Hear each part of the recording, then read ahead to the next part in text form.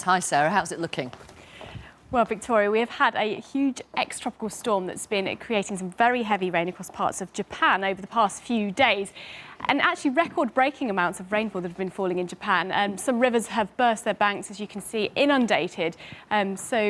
It's a really big storm. It's been producing 3 times the monthly amount of rainfall in some areas. Just in the past 2 or 3 days, 600 millimetres of rain has fallen in some central parts of Japan, leading to these devastating flooding events. And actually, the Japanese Meteorological Agency have issued a very rare emergency warning, and we hardly ever see these warnings for the amount of heavy rain that we're seeing that's been ongoing over the past few days, and a little bit more of it to come, I think, as well over the next 24 hours or so before it starts to ease away eventually.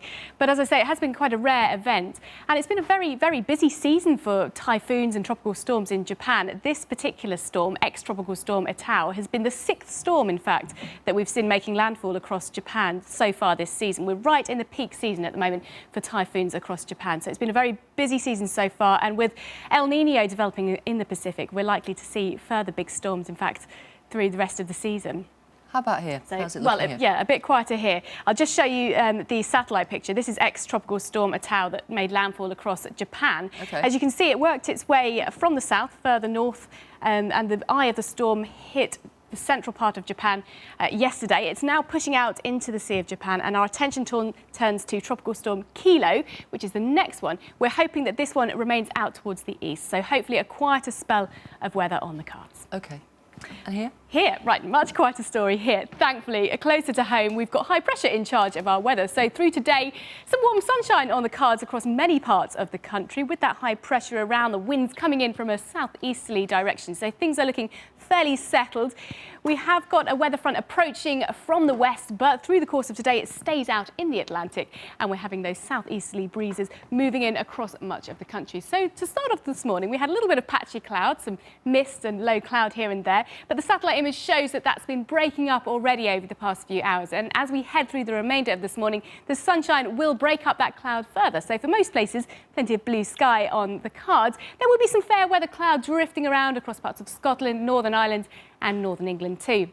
But having a look around the country at around about 4 o'clock this afternoon, then sunny spells across Scotland, probably the best of the brightness towards the northwest of Scotland, and for northern parts of Northern Ireland, some decent sunshine too.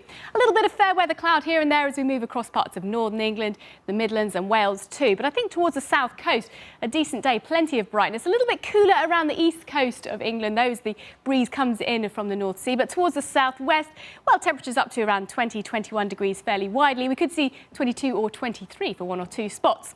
So we end the day today on a dry note with some late sunshine. Then through the overnight period, the wind's easing down somewhat, particularly in the south. And with the clear skies, we're in for quite a chilly night. I think in the towns and cities, temperatures generally remaining in double figures, but in the countryside, we're likely to see single figures. Quite a chilly start to Friday morning. But it's a similar day to today, really. Again, plenty of dry and sunny weather. You'll notice more in the way of cloud pushing in from the west and some rain arriving in Northern Ireland and the southwest of England during the afternoon. That marks a bit of a change through the weekend. But before it gets there, in the sunshine, once again, those temperatures in the high teens or even the low 20s, so another decent day. But let's roll through Friday night and on into Saturday. You can see low pressure and associated weather fronts moving in from the Atlantic, pushing their way across the country. So we'll see a band of rain working its way northwards and eastwards across the country through the course of Saturday, brightening up in the south, though, later on in the day. And it does look like Sunday could probably be the better day of the weekend. So fine and dry for the next few days, rather mixed for the weekend.